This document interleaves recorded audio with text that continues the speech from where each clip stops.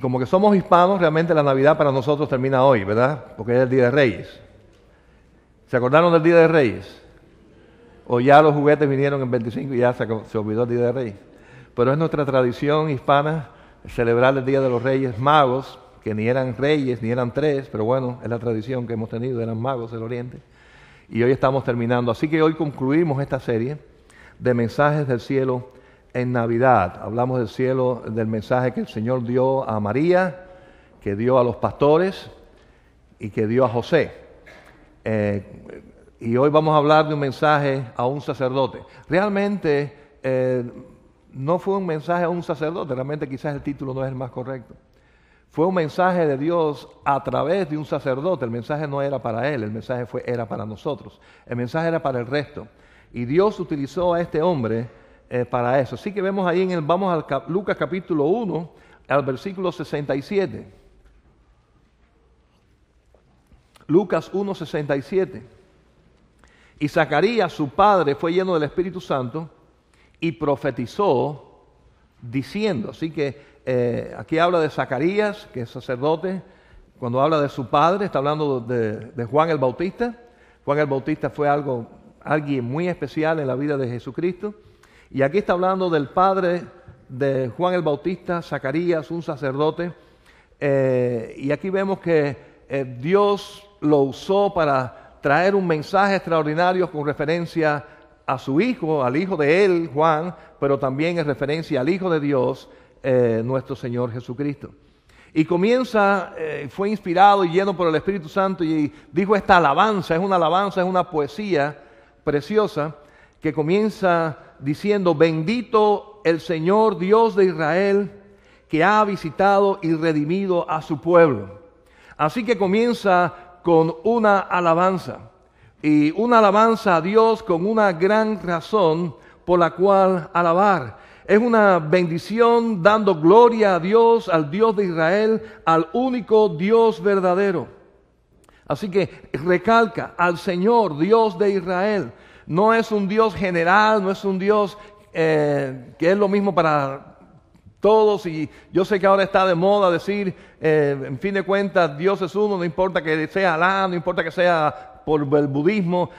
No, Dios de Israel, el Dios de Abraham, el Dios de Isaac, es el único Dios verdadero y a Él es dada la gloria y la honra. Y ese Dios, único, creador, existente de siempre, nos ha visitado y ha redimido a su pueblo. Así que el mensaje referente a Dios, en este caso, está directamente dirigido en la persona de Jesucristo. ¿Cómo Dios nos ha visitado? ¿Cómo Dios nos visitó de una manera especial? Bueno, sabemos que Emmanuel fue el nombre de Cristo por lo que Él hizo, ¿verdad? Dios con nosotros. Así que Dios en su segunda persona se encarnó cuando nació de una virgen y nació ese bebé al que se le puso Jesús. Dios con nosotros, Dios visitando y redimiendo a su pueblo. Y es increíble, y honestamente creo que es uno de los grandes misterios de la vida, de la Biblia, el pensar que el Dios creador del mundo se haya hecho como una de sus criaturas, que es el ser humano, y nació y vino a este mundo. Que Jehová de los ejércitos, el que está en todos lados y tiene todo el poder del mundo, fue capaz por amor a nosotros de visitarnos, convertido en un bebé, su segunda persona, en un simple y humilde bebé. Ahora, la gloria que se está dando a Dios no fue solamente porque nos visitó. El Señor no vino aquí de turista. No vino aquí a una aventura, como muchos de nosotros que tienen, ¿verdad?, espíritu aventurero. Yo soy uno de ellos. Quizás nos gusta ir a lugares quizás un poco difíciles, o ir a un bosque, o ir a una selva, ir a un lugar. Y Dios quiso venir al mundo a tener una aventura. No, Él nos visitó, ¿para qué? Redimir a su pueblo, para pagar y rescatar algo que se ha perdido. Hermanos, esto es algo que quizás hemos escuchado tantas veces y no hemos llegado a completamente reconocer lo que significa la redención, lo que Cristo vino a hacer por nosotros. La redención es comprar, pagar por algo que se había perdido. Hermanos, no sé si han escuchado esta frase. Jesús vino al mundo para que el hombre no se pierda. Suena bien, ¿verdad? Jesús vino al mundo para que el hombre no se pierda. Pregunto, y es una buena pregunta para los grupos de oración, pero no estamos en grupo de oración, así que no me contesten todos al mismo tiempo. ¿Es correcta esa frase? Jesús no vino al mundo para que el hombre no se pierda. Jesús vino al mundo porque el hombre estaba perdido. Jesús vino a redimir algo que ya se perdió. Hermanos, el hombre está perdido y condenado desde el momento que peca. Y por cuanto todos hemos pecado, ya estamos destituidos de la gloria de Dios. Cristo no vino a rescatarnos para que no nos perdiéramos. Cristo vino a rescatarnos porque ya estábamos perdidos. Porque ya hemos pecado. Él vino a pagar y a sacarnos de un lugar bien profundo, lejos de Él y sin ninguna opción, hermanos. Miren, solamente se salva aquello que está perdido. Solamente se redime aquello que ya no se tiene. Cristo vino a redimir algo que ya Dios había perdido de sus manos, que éramos nosotros. Él viene a redimir, a pagar, a buscar lo que se ha perdido porque el hombre pecó. Él vino a dar vida espiritual a un hombre ya muerto. Muerto espiritualmente. El hombre no muere cuando rechaza a Cristo. Cuando el hombre rechaza a Cristo está perdiendo la oportunidad de vivir porque ya está muerto. Ya está muerto en sus pecados por cuanto todos hemos pecado. Jesucristo no es alguien que viene a un hombre que necesita ayuda para no caer. Viene a rescatar a alguien que cayó, que está sin esperanza y que su única esperanza de salir de esa condición es que alguien pague un precio, que alguien lo redima. Y eso fue lo que vino Cristo a hacer. Nos visitó para redimir a un hombre perdido. Así que con razón tenemos que dar gloria y alabanza a Dios porque hizo algo tan maravilloso por cada uno de nosotros. Hermanos, sin Cristo solamente había que seguir en la condición que estábamos hasta el final. Cristo vino a darnos una oportunidad. Y déjenme decirles, no es lo mismo dar la gracia a alguien que nos ayuda a no caer, a darle la gracia a alguien que nos ayudó después de haber caído. Ya caímos, ya estamos sucios por el pecado. Y el santo, santo, santo Dios vino a este mundo a meter sus manos por nosotros, a sacarnos de la condición en la cual nosotros estamos. Si yo tuviera aquí una chequera y yo fuera millonario y quisiera dar un cheque de $1,000 a cada uno aquí, todos estaríamos contentos, ¿verdad que sí? Porque nos vendría bien. Pero si yo tengo un hijo que está secuestrado, que ya está condenado a muerte, que su rescate son $1,000 que no tengo y alguien me da los $1,000, ¿verdad que tiene un valor distinto? Porque tiene un valor de vida o de muerte. Y tenemos que reconocer que el valor de lo que Cristo hizo por nosotros no es para estar con nosotros y celebrar una Navidad bonita con Él. Tiene un valor grande porque de eso dependía mi salvación, mi vida eterna, la de mis hijos, la de mi familia. Dependía de que Él lo hiciera, hermanos, y Él lo hizo. Así que tiene un valor maravilloso. Vino a visitarnos, vino a redimirnos.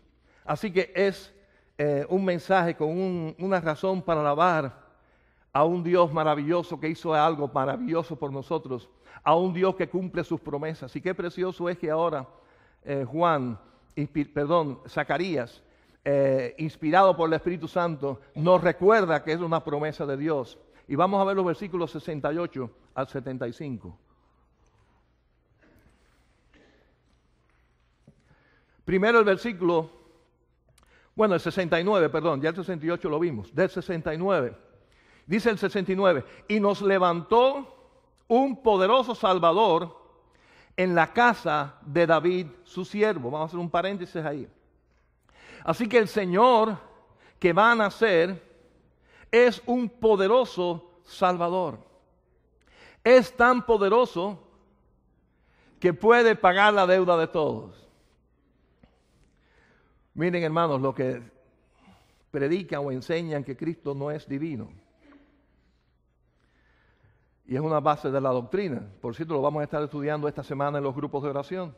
La iglesia no está unida si no queremos lo mismo. Y ese es un punto básico.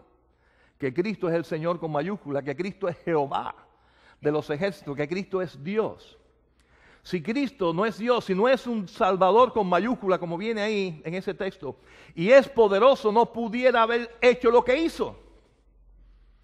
No hubiese podido morir por los pecados de todos nosotros. Apenas dice la Biblia, puede uno morir por otro. Cristo murió por todos. ¿Por qué? Porque es divino. Él entregó su vida en la cruz y después la volvió a tomar al tercer día.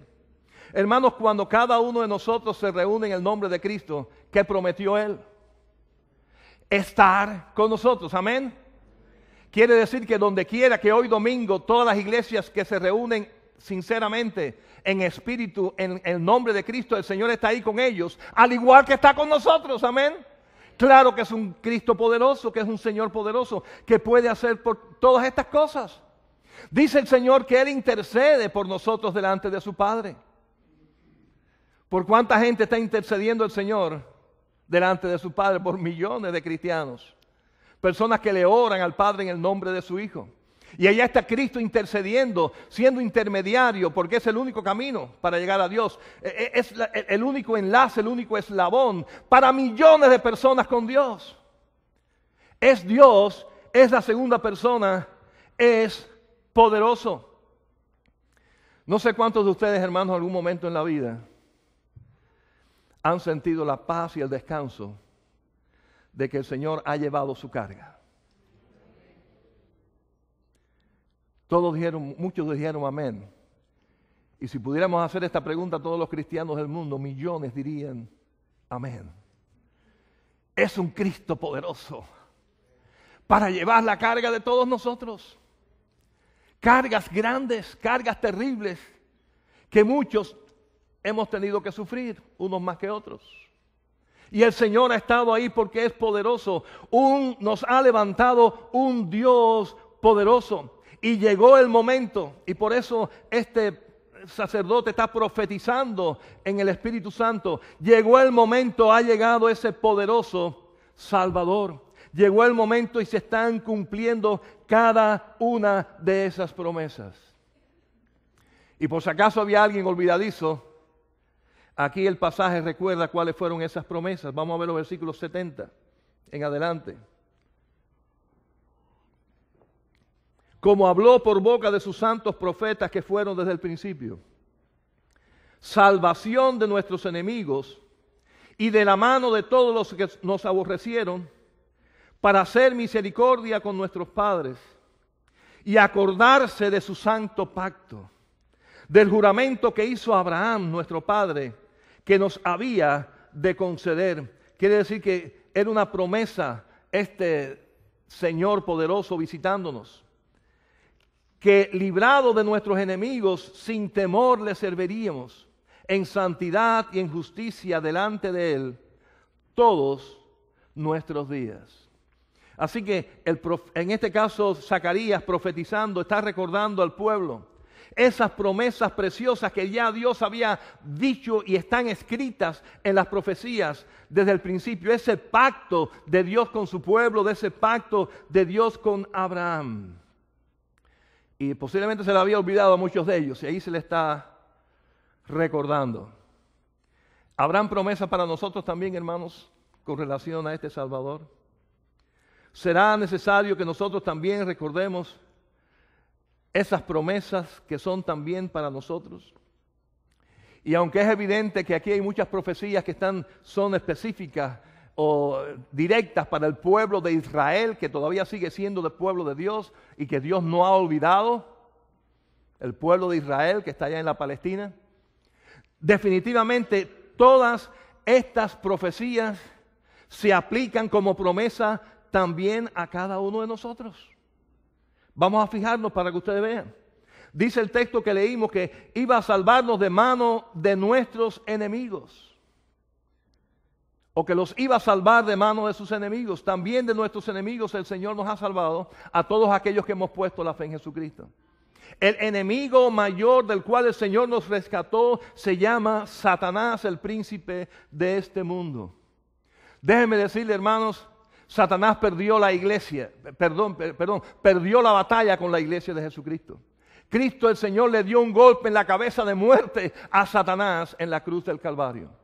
Quiere decir que cuando un cristiano, un hijo de Dios, pone toda su fe en Cristo Jesús, el Señor le da una victoria segura en contra de Satanás. No quiere decir que no vamos a caer, que no nos va a tentar en nuestra debilidad, pero la victoria está segura no por nuestra religión, no por nuestras fuerzas, sino por el poder precioso de un Cristo poderoso que murió por nosotros, que nos redimió, que pagó completamente por nuestra culpa. Quiere decir que ese enemigo está vencido y fue vencido, aunque todavía anda haciendo daño. Y muchas veces nos toca a nosotros, sobre todo cuando estamos lejos del Señor, sobre todo cuando nos obedecemos, Satanás nos enreda. Pero ese es un enemigo. El segundo mayor enemigo, entiendo, de cual el Señor ha prometido y nos da victoria, es sobre nosotros mismos. No sé cuántos de ustedes han conocido personas que le han dicho, yo soy así, yo me muero así, a mí no hay quien me cambie.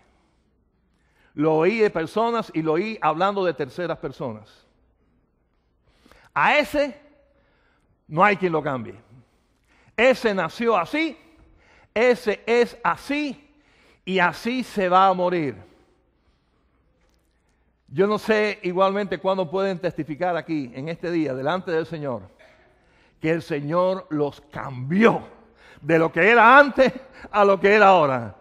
Yo soy uno de ellos. Algunos éramos mentirosos, otros éramos mujeriegos, otros eran borrachines. Cada uno andaba en su pecado, era esclavo, hermanos, esclavo de ellos mismos. Pero el Señor nos liberó el día que nos dio un nuevo nacimiento, nos dio una nueva visión, nos dio una nueva mente, nos dio un nuevo corazón. Hermano, ¿qué doctor puede hacer eso? ¿Qué psiquiatra puede hacer eso? ¿Qué partido político puede hacer eso? ¿Dónde se puede comprar una medicina que cambie mi corazón? No existe. Únicamente el poder precioso de Dios puede hacerlo. Transformador, porque es nuestro creador. Y eso se cumple en Jesucristo. Se cumplió en mi vida, hermanos, y se cumple en cualquier persona que ponga su fe en el Señor.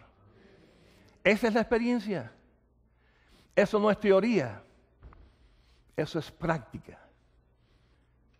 Y si usted cree y quiere escuchar más de esto,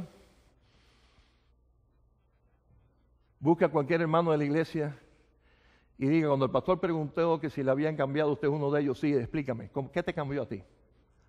Y él le va a explicar cómo era y cómo es.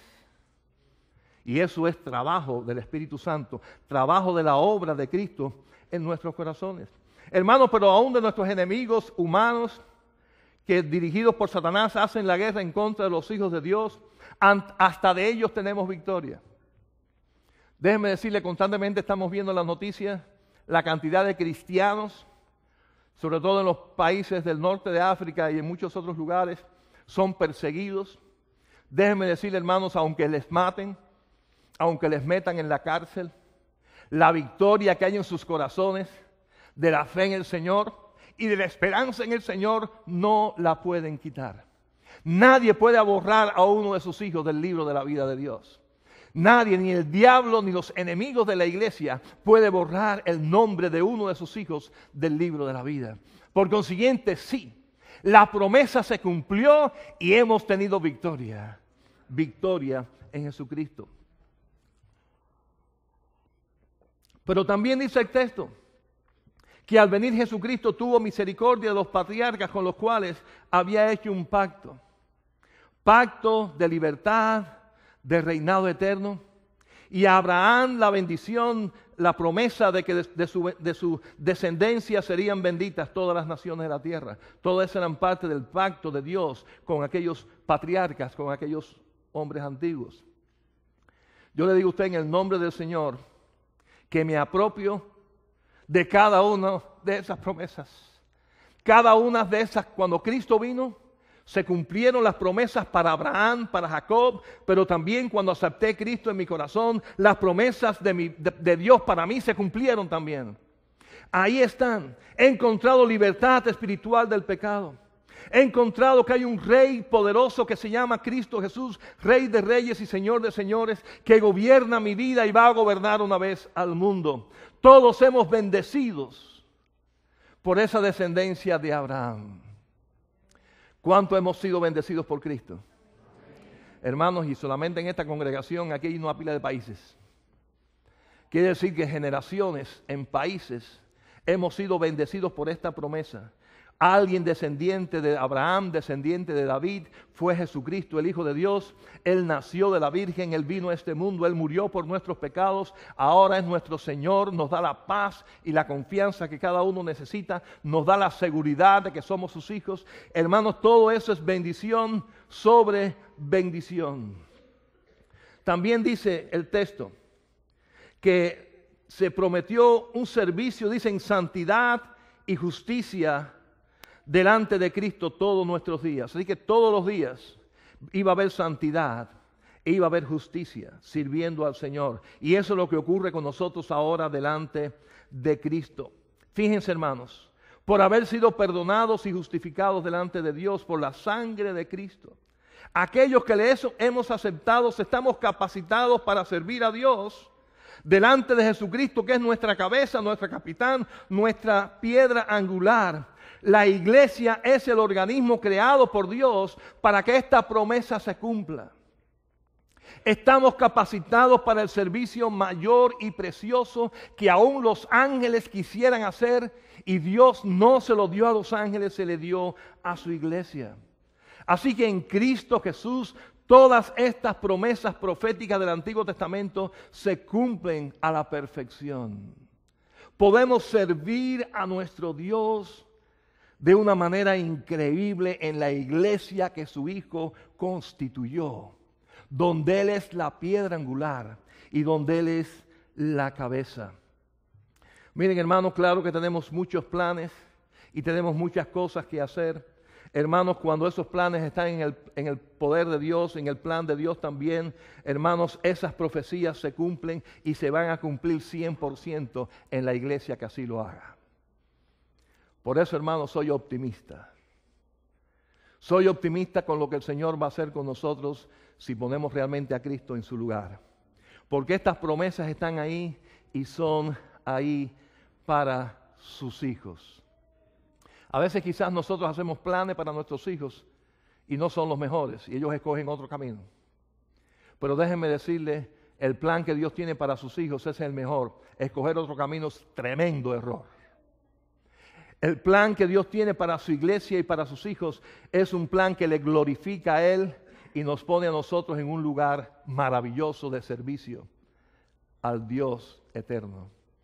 Quiere decir, hermanos, que toda esa realidad y todas esas promesas están ahí. Así que Jesucristo en su visita, y aquí está hablando de que nos visitó, de que está con nosotros, es también de un Dios que ya está cumpliendo sus promesas y usa a sus siervos. Y aquí está hablando ahora Zacarías acerca de su hijo carnal, Juan. Y vamos a ver los versículos ahí 76 al 79.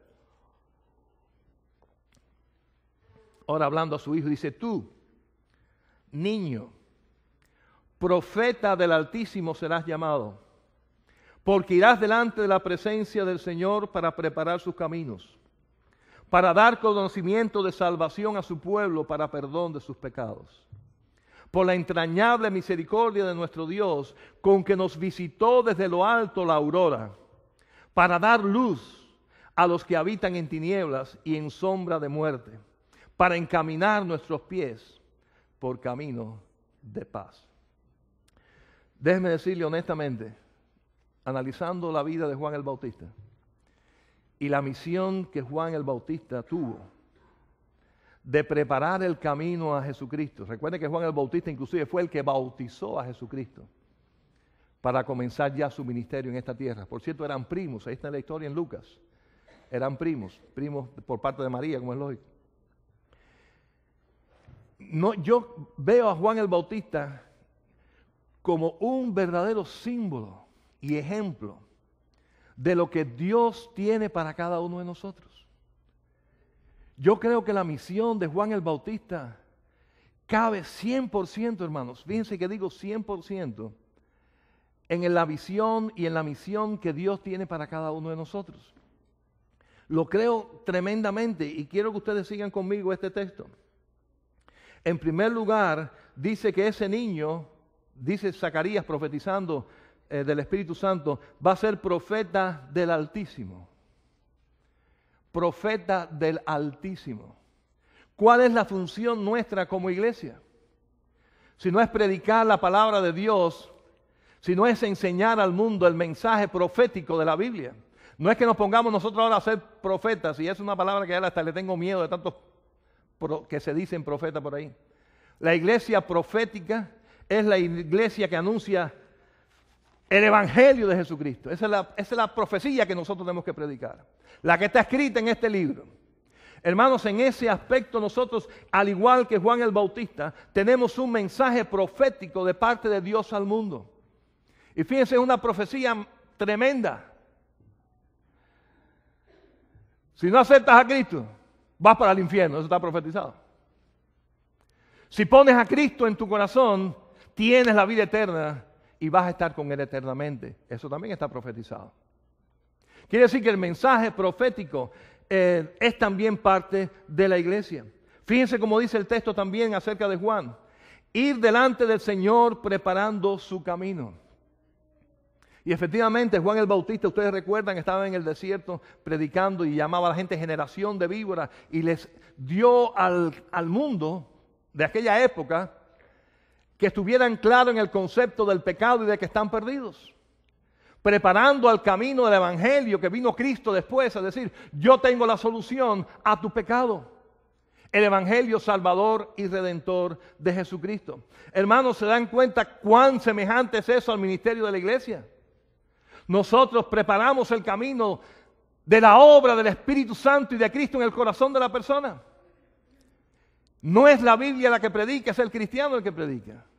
No es el Espíritu Santo el que predica, es el cristiano el que predica. Ahora, no es el cristiano el que transforma a la gente, es el Espíritu Santo. No es un mensaje que nosotros inventamos, un mensaje nuestro, es el mensaje de la Biblia. ¿Se dan cuenta cómo estamos preparando el camino para que el Señor haga la obra de salvación? Claro que es Dios quien salva. Claro que es Dios quien transforma a las personas. Es el Espíritu Santo el que hace nuevo el corazón de una persona, pero somos nosotros los que preparamos ese camino. Somos los que llevamos esa palabra. Somos los que compartimos el mensaje de Jesucristo. Así que, hermanos, esa profecía viene perfectamente también para nosotros.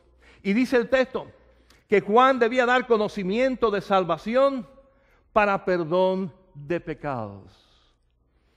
Conocimiento de salvación para perdón de pecados. Hermanos, hay algo más parecido que la misión de la iglesia. Que las personas tengan conocimiento de salvación. Miren, hermanos, no se trata que usted sienta que está salvo.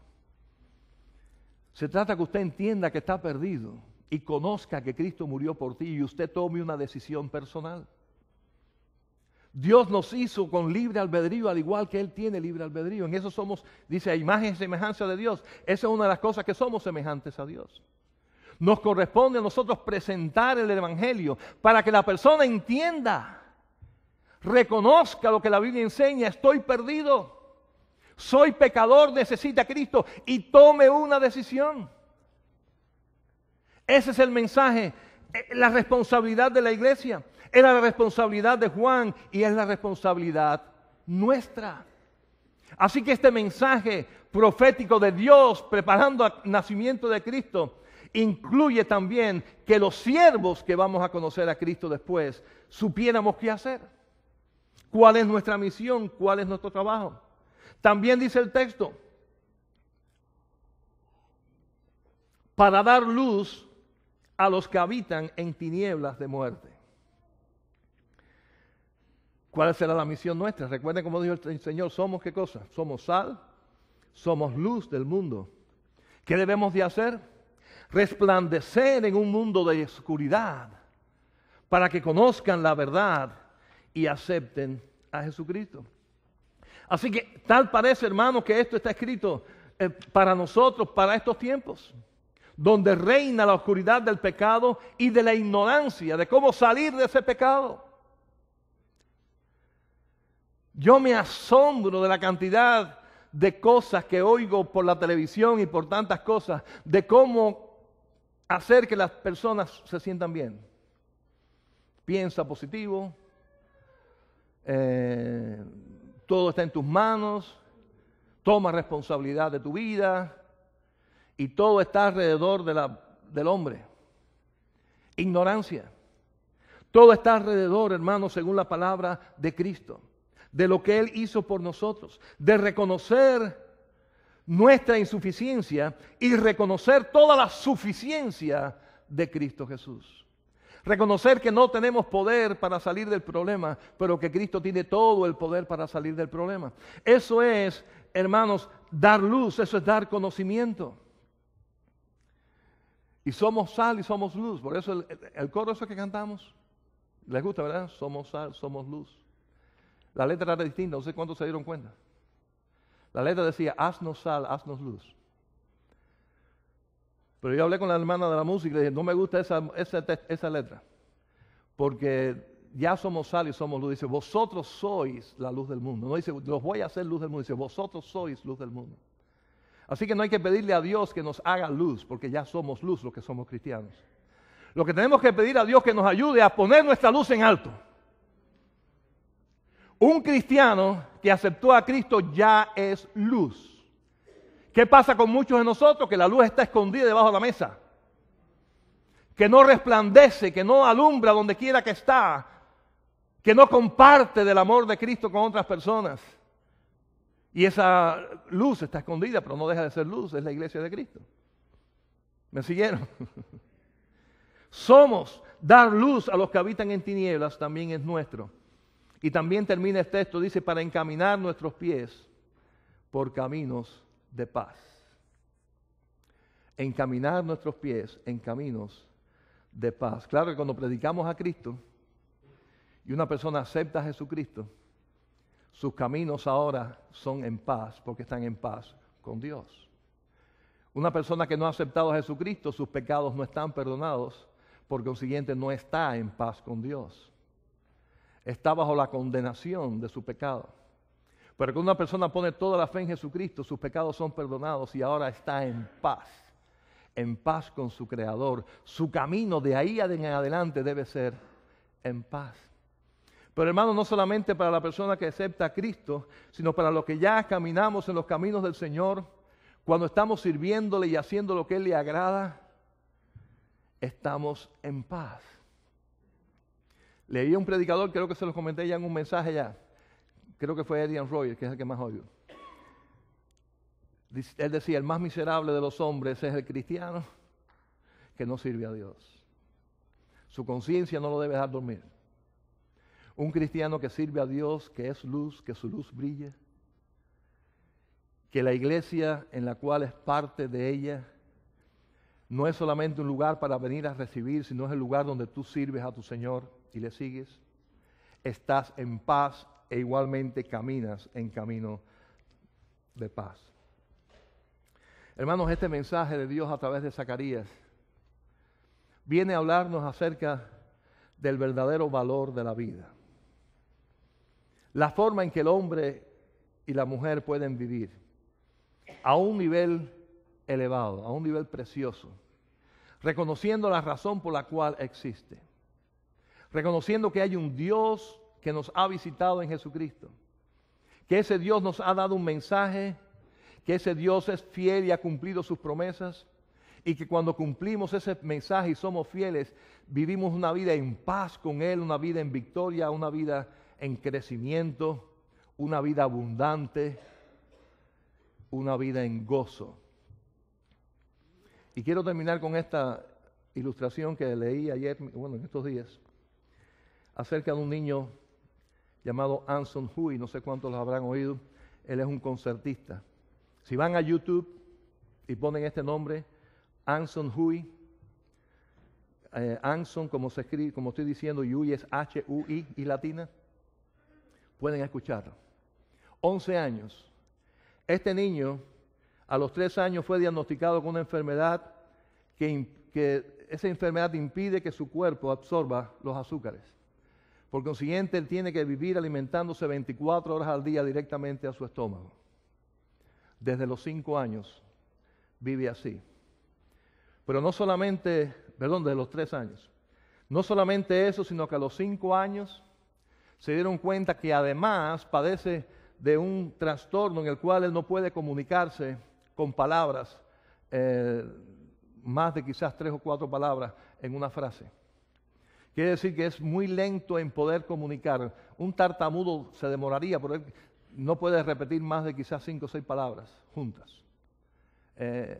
Así que este niño con estas condiciones físicas, sin poder comunicarse, en la escuela, ya de chiquito sus amigos, pues lógicamente era motivo de burlas y vivía prácticamente en una, separado, en una burbuja de los demás.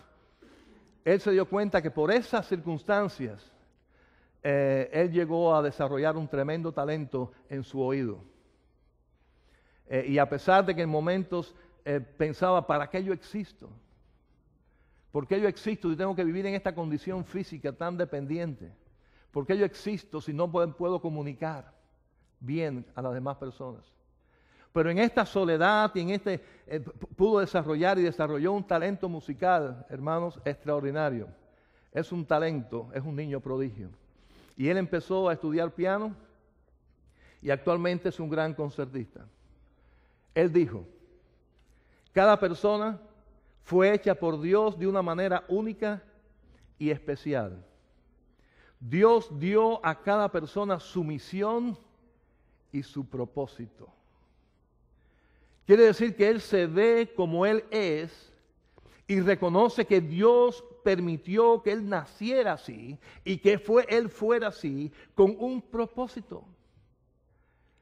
Dice que hace unos meses solamente se descubrió que ahora además tiene un tumor canceroso en el hígado y está esperando el trasplante de un hígado. Él dice, mi sueño es ser un instrumento de Dios. Nunca voy a desechar mi viaje por la tierra. Quiere decir, él encuentra valor, aunque quizás, si Dios quiere, quizás termine pronto su vida, o si ese es el plan de Dios, que haya sido corto el tiempo aquí. No sabemos cuál es el plan de Dios para con él.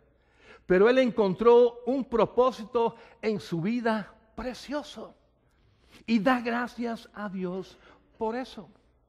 Déjenme decirles, mis queridos hermanos, este mensaje de Dios profético a través de este hombre nos recuerda que el plan de Dios para nosotros es tan grande, tan especial, que Él nos visitó, Él vino a darnos ese propósito, Él vino a darnos esa vida, no mandó a un ángel, no mandó un recado, vino Él en persona en la Navidad, Él nació de una virgen, Él vino a traernos esa oportunidad porque quiere darnos una vida abundante. Una vida de servicio en la cual podemos ser luz y bendición a un mundo en oscuridad, un mundo que se pierde.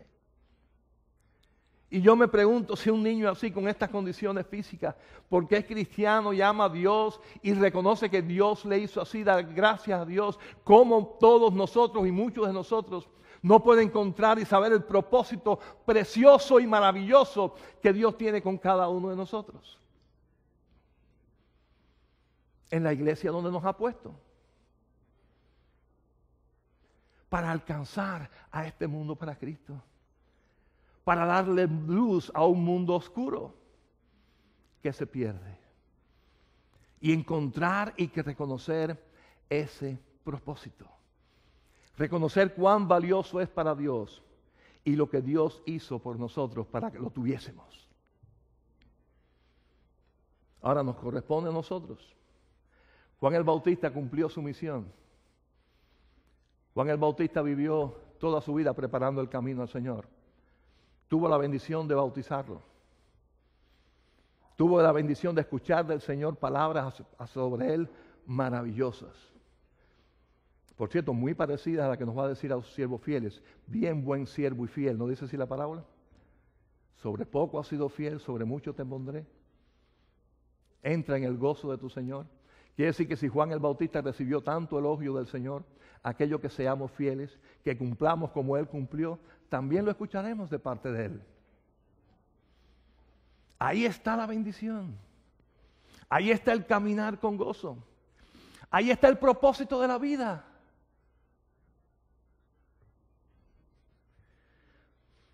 Yo sé que hay una familia aquí que acaba de llegar de mi país y conocí mucha gente en mi país, en Cuba, que pensaban que iban a ser felices cuando salieran de Cuba. Déjeme decirle esto, el que no es feliz en Cuba no es feliz en ningún lugar. Porque la felicidad no depende del país donde tú vives, depende de lo que está en tu corazón. Y eso yo lo tenía bien consciente y así se cumplió. Ahí sí fui profeta yo. Dije, toda esta gente cuando se vayan de Cuba van a ser tan infelices allá como aquí. Porque la felicidad no se compra. La felicidad no está en una tarjeta, no está en un pasaporte. La felicidad está en tener a Cristo en tu corazón. Hermano, de eso se trata. Estar en paz con Dios. De eso se trata, ser luz para Dios. Para este mundo, sirviendo a Dios. De eso se trata. De eso se trató este mensaje que el Espíritu Santo trajo a través de este sacerdote para todos nosotros.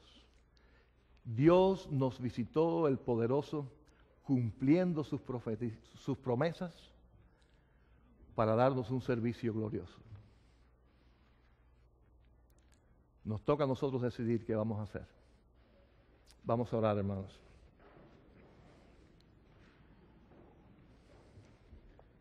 Padre Santo, te alabo y te bendigo porque eres bueno. Señor, esta es tu palabra. Tú no te equivocas. Tú eres fiel.